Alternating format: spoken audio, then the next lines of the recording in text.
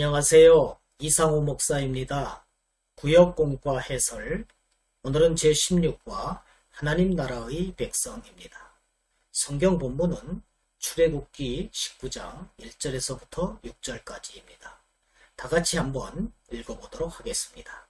이스라엘 자손이 애굽 땅을 떠난 지 3개월이 되던 날, 그들이 시내 광야에 이르니라. 그들이 리비딤을 떠나 시내 광야에 이르러 그 광야에 장막을 치되 이스라엘이 거기 산 앞에 장막을 치니라. 모세가 하나님 앞에 올라가니 여호와께서 산에서 그를 불러 말씀하시되, 너는 이같이 야곱의 집에 말하고 이스라엘 자손들에게 말하라. 내가 애굽 사람에게 어떻게 행하였음과 내가 어떻게 독수리 날개로 너희를 업어 내게로 인도하였음을 너희가 보았느니라.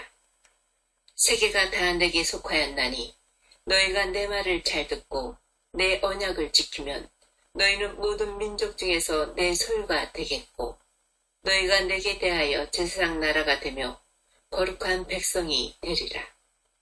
너는 이 말을 이스라엘 자손에게 전할지니라. 네, 우리는 생활 속에서 많은 기념일과 예식을 접하며 살고 있습니다. 결혼식, 장례식, 졸업식, 성인식 등이 그 예라고 할 수 있습니다. 예식은 어떤 결정이나 사건을 공적으로 선언하고 공동체로부터 확인받는 의미가 강합니다. 가령 결혼식을 해야만 부부가 되는 것은 아니지만 이 예식을 통하여 하나님의 말씀을 받고 타인에게는 부부가 됨을 축하받으며 스스로에게는 가정의 일원으로서 책임을 되새기는 다짐의 장이 되는 것입니다. 이런 관점에서 특별한 이유 없이 결혼식을 안 한다거나 지나치게 간소화하는 것을 무조건 바람직한 일이라고만 말할 수는 없을 것입니다. 이스라엘 백성들이 시내산에서 하나님과 맺은 언약도 그렇습니다. 그들은 이미 애굽에서 구원받은 하나님의 백성이었습니다. 그러나 시내산 언약을 통해서 하나님의 이스라엘 하나님 되심과 이스라엘의 하나님 백성됨이 더욱 견고하게 선포되었다고 할 수 있습니다. 그러면 말씀 속으로 들어가서 좀 더 자세하게 알아보도록 하겠습니다. 네, 1번 이스라엘 백성이 르비딤을 거쳐 시내 광야에 도착한 것은 출애굽 이후 얼마의 시간이 지났을 때입니까? 출애굽기 19장 1절. 이스라엘 자손이 애굽 땅을 떠난 지 3개월이 되던 날 그들이 시내 광야에 이르니라. 모든 일에는 시간이 필요합니다. 중요한 일일수록 더욱 거기에 걸맞는 충분한 시간이 요구됩니다. 하나님은 이스라엘 백성이 출애굽하여 광야에 도착하자마자 언약을 주신 것이 아닙니다. 만약 하나님이 그렇게 하셨다면 이스라엘 백성은 언약을 깊게 받아들이지 못했을 것입니다. 그래서 하나님은 이미 출애굽 구원을 체험한 이스라엘 백성에게 다시 험하고 메마른 광야의 길을 걷게 하셔서 자신들의 연약함을 깨닫게 하시고 그 와중에 인도자여 구원자 되시는 하나님을 신뢰하게 하셨습니다. 만나와 메추라기를 통해 일용할 양식을 주시고 험한 길이지만 안전하게 보호해 주시며 낮에는 구름 기둥, 밤에는 불 기둥으로 인도하셔서 하나님을 그들 마음에 자신의 하나님으로 모실 준비를 하게 하셨습니다. 이스라엘이 애굽 땅을 떠난 지 3개월이 되던 날 드디어 시내 광야에 도착했고 하나님의 부름을 받은 모세는 산으로 올라갔습니다. 2번 하나님께서는 이스라엘 백성과 공식적인 언약 관계를 맺기에 앞서 이 언약을 맺을 만한 근거가 무엇이라고 말씀하십니까? 출애굽기 19장 4절 5절. 내가 애굽 사람에게 어떻게 행하였음과 내가 어떻게 독수리 날개로 너희를 업어 내게로 인도하였음을 너희가 보았느니라. 세계가 다 내게 속하였나니 너희가 내 말을 잘 듣고 내 언약을 지키면 너희는 모든 민족 중에서 내 소유가 되겠고. 언약을 맺을 때는 언약을 맺을 만한 관계라야 되고 그 언약을 지킬 수 있는 능력이 있어야만 합니다. 아무 관계가 없으면 구태여 언약을 맺을 필요가 없고 언약을 맺어도 지키지 못하면 아무 소용이 없기 때문입니다. 그런데 하나님은 출애굽기 3장 15절에서 이스라엘 조상의 하나님이라고 하시면서 나의 영원한 이름이요 대대로 기억할 나의 칭호라고 말씀하셨습니다. 그러므로 하나님은 이스라엘과 언약을 맺을 만한 충분한 관계라고 할 수 있습니다. 그리고 하나님은 신실하시고 능력이 많으시기에 언약을 반드시 지키시는 분이십니다.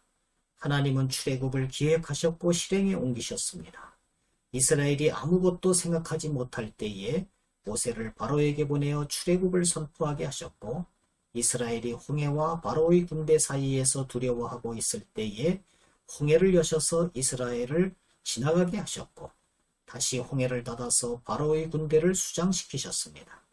게다가 광야의 여정 속에서 부족한 모든 것을 다 해결해 주셨습니다. 이를 4절에서 내가 애굽 사람에게 어떻게 행하였음과 내가 어떻게 독수리 날개로 너희를 넘어 내게로 인도하였음이라고 기록하고 있습니다. 이 과정에서 이스라엘 백성이 준비한 것은 1도 없었습니다. 모든 것이 다 하나님의 은혜였습니다. 이를 볼 때 하나님이 이스라엘과 언약을 맺을 만한 근거는 하나님이 이스라엘의 하나님이라는 것과 출애굽 시 행하신 하나님의 능력이라고 말할 수 있습니다. 3. 이 언약을 통해 이스라엘 백성이 감당해야 할 책임은 무엇입니까? 출애굽기 19장 5절 세계가 다 내게 속하였나니 너희가 내 말을 잘 듣고 내 언약을 지키면 너희는 모든 민족 중에서 내 소유가 되겠고.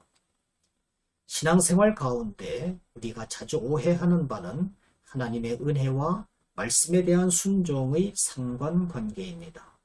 말씀의 순종을 다해야만 은혜를 얻는다고 하거나 은혜가 있기에 의무는 중요하지 않다고 여기는 것은 모두 극단적인 관점으로서 복음이라고 할 수 없습니다. 하나님과의 언약관계, 그 신앙생활은 하나님의 은혜로 시작되어 이에 합당한 순종으로 열매를 맺는 것입니다. 그래서 하나님은 내 말을 잘 듣고 내 언약을 지키면 이라고 말씀하시는 것입니다. 4번 이스라엘 백성이 이 언약적 책무를 잘 지킬 때 하나님께서 그들에게 약속하신 바는 무엇입니까? 출애굽기 15장 5절 6절 세계가 다 내게 속하였나니 너희가 내 말을 잘 듣고 내 언약을 지키면 너희는 모든 민족 중에서 내 소유가 되겠고 너희가 내게 대하여 제사장 나라가 되며 거룩한 백성이 되리라. 너는 이 말을 이스라엘 자손에게 전할지니라.